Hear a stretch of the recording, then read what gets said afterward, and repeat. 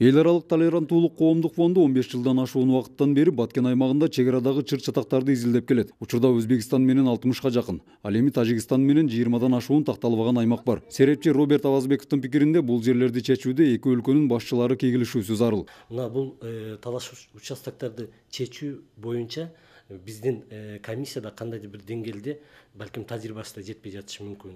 Же болбосо булар кандайдыр бир тупикке келип такалып калгандай сезилип жатат да.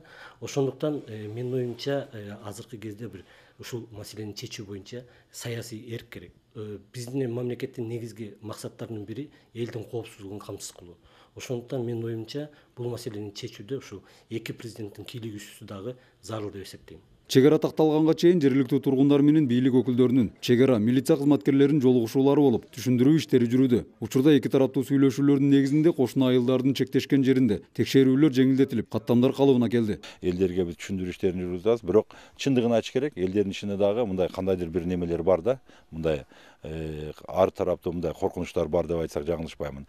Каттамдар боюнча кечеги Аксай эли менен жолугушканда, жашоочулар менен жолугушканда бир канча сын пикирлер айтылган. Себеби коңшу мамлекеттин мына Тажикстандын чек арачылары токтотуп алып туруп, моундай неме кылышып, токтотуп алып, ар биринин машинаны текшерип атат, багажниктерин менен башкалар деп туруп. Азыр сүйлөшүүнүн негизинде дагы ошолорду биз бардыгыны, мисалы үчүн тиешелүү чек арачылар дагы, ошондой эле ички иштер министрлиги дагы биргеликте ушул эки жакты мыйзамды сактоо менен биргеликте ошондой жат мындай туура эмес баягы кандай десем, туура эмес көрүнүштөргө андайга жол бербейбизге биз азыр ошол жөнүндө сүйлөштүк. Эл аралык толеранттуулук коомдук фондунун жүргүзгөн эки тараптуу сурамжылоосунун жыйынтыгында келишпестиктер көбүнчө суу талашуудан келип чыгат. Көп жылдан бери суу бөлүштүрүүчү дарбазада инженер кызматында иштеген Төрөкулмат Муратов мындан ары жумушка баруу кооптуу болуп калды дейт. Көңүл буруш керек, бизде бала чакабыз бар. Биз ошо президент менен министрде жашагыбыз келет. Бизде да келечек үмүт бар да. Мана ушул айылда 102 кирген аксакал азыр тирүү. Канча жыл жашаган. Андан мурда канча жашаган. Куда билет, туура. Биз ушул жерде ойноп, чоңоюп балдарыбыз да. Кетпейбиз биз иш жага. Неге биз полный эмелерди берип атабыз, доказаниялар. Ким баштап атат, не кылып атат, атыга чейин, фамилиясыга чейин берип атабыз.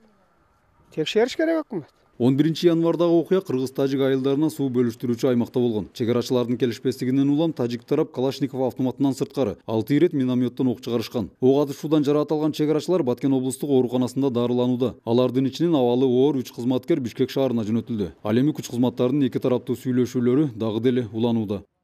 Медер Ниязалиев, Арстан Алмазбек уулу, Коомдук 1 канал, Баткен облусу.